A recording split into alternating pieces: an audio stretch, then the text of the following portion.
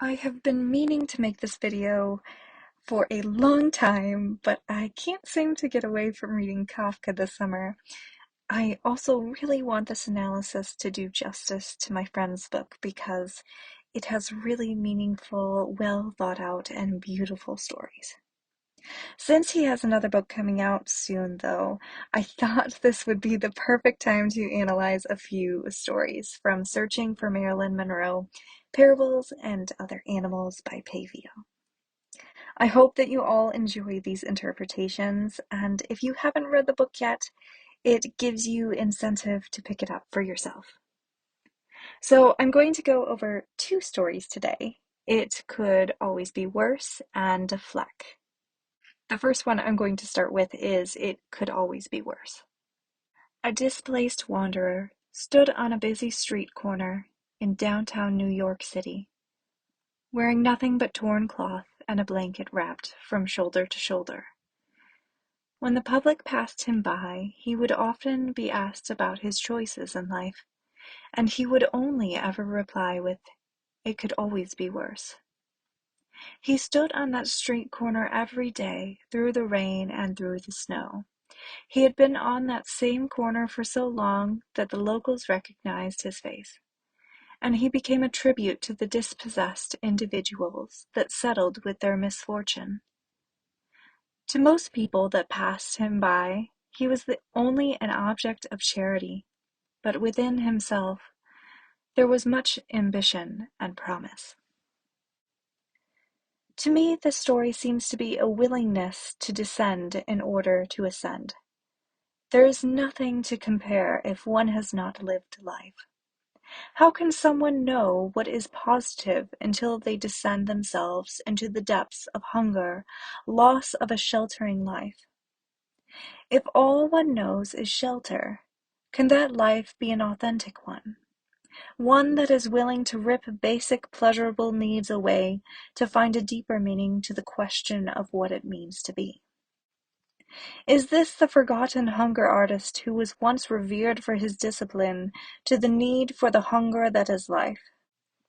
He would respond, "It could always be worse." Maybe because he is descended into the physical, to ascend into the being.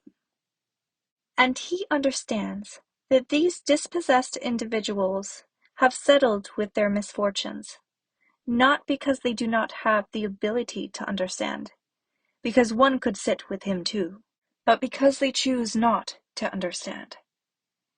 You cannot keep a poor man down, because the poor man becomes an artist who chooses to acknowledge the reality of death.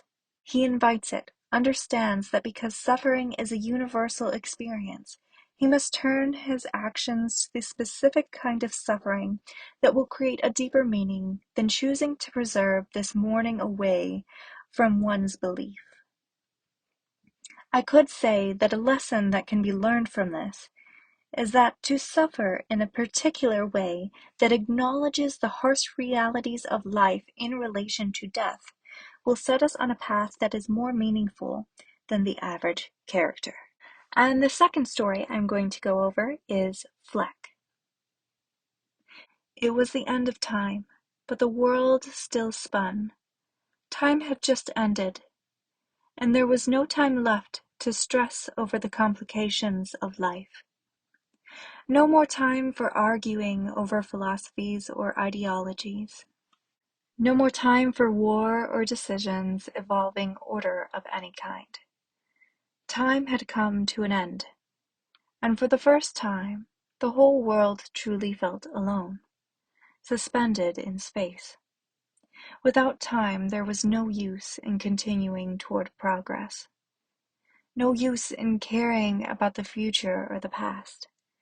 No use in fearing the unknown or known. It was over, and the world just sat there, like an untouchable rock in an open field. Fleck seems to be a story of capturing the feeling of this belonging, and then as soon as the universal belonging is revealed, it is erased because it becomes something that cannot belong, something untouchable. As time stops, it's as if past, present, and future come to a unified understanding. As every secret was revealed, nothing hidden and nothing sacred. What use is it to argue, to be anxious, to even think irrationally if time cannot propel us to discover something new? Can anything be revealed if nothing is concealed? And what is this hope and virtue that could survive? Is this something that we must find within ourselves? How does one create the will to start again if all we are is an untouchable rock in an open field?